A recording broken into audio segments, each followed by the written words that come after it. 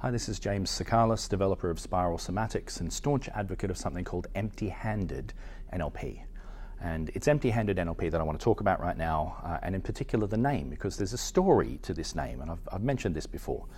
But it's a story that has nothing really on the surface of it to do with NLP. It's something that happened in a situation that was not an NLP training, was not any kind of facilitation session, was nothing to do with NLP. It was just something that happened at a particular point in my life that just dropped into my brain at just the right time and in just the right way that I was ready for, and just set my direction as an NLP trainer. It has everything to do with a woman called Cassandra Carter, who's not even someone that I really knew. She's not even anyone that was a friend of mine or anything like that.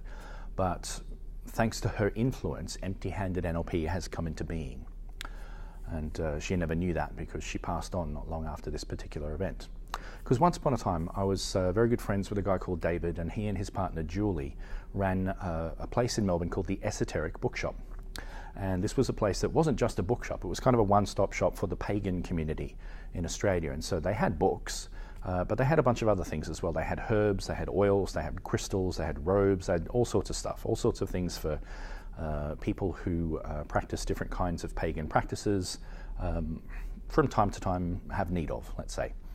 And on a Wednesday afternoon, I would frequently spend a bit of time down at the Esoteric Bookshop with my friend David, because he's also someone, apart from running this shop, he's also someone who was trained in classical hypnosis and had a deep and abiding interest in NLP. And so we had certain shared interests. And so we, on a Wednesday afternoon, would get together, drink ridiculous amounts of coffee, and talk all sorts of weird and wacky ideas, experimental ideas about things that you could do with brains and this kind of thing. However, this was a period of time that was about 20 years ago, kind of at the beginning of my apprenticeship as an NLP trainer. And at that period of time, my friend's business had really taken off, because in the late 1990s, due to certain things that have kind of emerged in pop culture, they acquired lots more customers, because there was a movie called The Craft, which featured young women gaining magical powers. There was a TV show called Buffy the Vampire Slayer, which also featured magic and witches and all of this kind of thing. And so in the late 1990s, my friend David and his partner Julie got all of these new customers, because all of a sudden there were a whole bunch of young people, particularly young women, that developed an interest in this pagan stuff. And so one day of a Wednesday, I'm at the bookshop, and my friend David is there, and so is this woman called Cassandra Carter, who I think I'd met like maybe once before. We'd never even had a conversation one-on-one. She'd been around while I was there. I'd been around while she was there. We kind of passed a little bit like ships in the night. She never knew anything about me. I never really knew much about her, apart from the fact that she was a professional television script writer. She wrote for some prominent TV shows in Australia, police dramas, this kind of thing. And she was also an expert in Celtic mythology and the tarot, and a self-professed witch.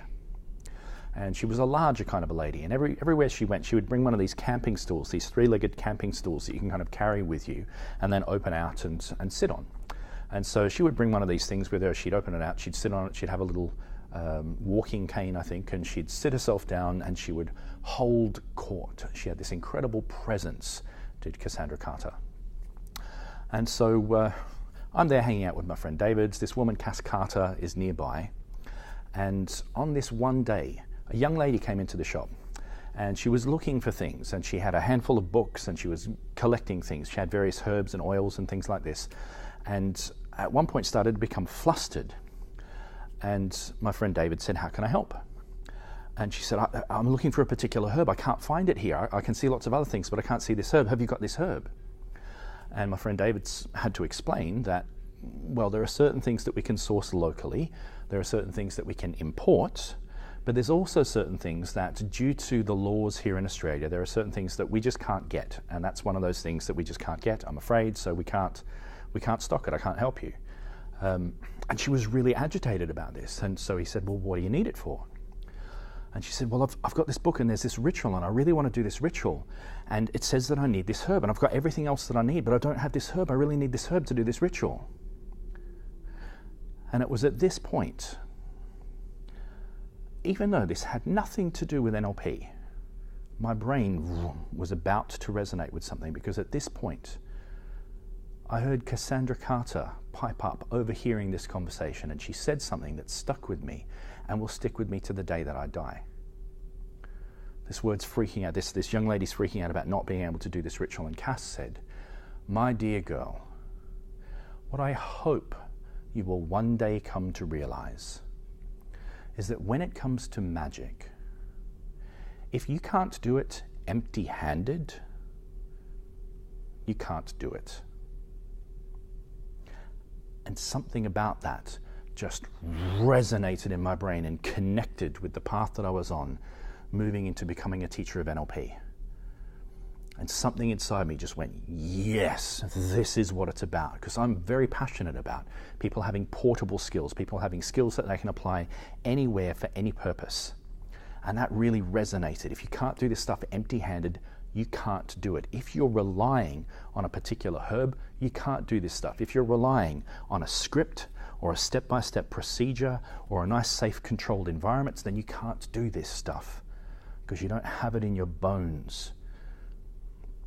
But when you can do this without needing to rely on a nice, safe, controlled environment, without having to have someone who's cooperative and knows what to expect and knows what they're supposed to be doing, if you can't do this without a script, if you can't do this without following a step-by-step process that's inflexible and rigid, then you haven't got it yet.